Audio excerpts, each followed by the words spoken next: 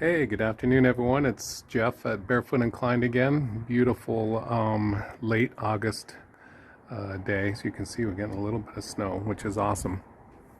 Um, Final unboxing I wanted to do for the fall 2022 collection that's coming out shortly.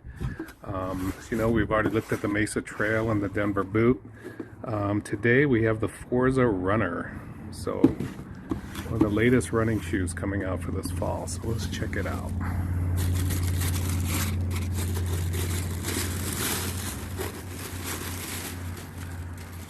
Awesome. All right, here, let's get some of this junk out of here.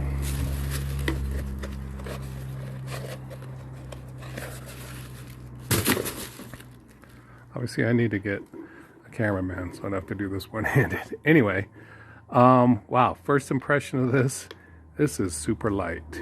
Super light. Matter of fact, I brought my scale out here, so let's get an idea where it's at here. So this is an 11.5, coming in at just a hair over 8 ounces.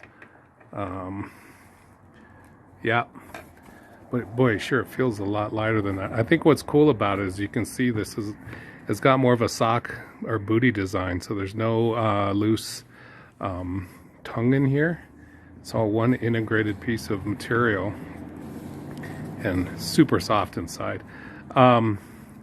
And similar to the Mesa Trail 2, for the toe cap and all the reinforcements on the side of the shoe, it's basically fused into the material. So pretty cool.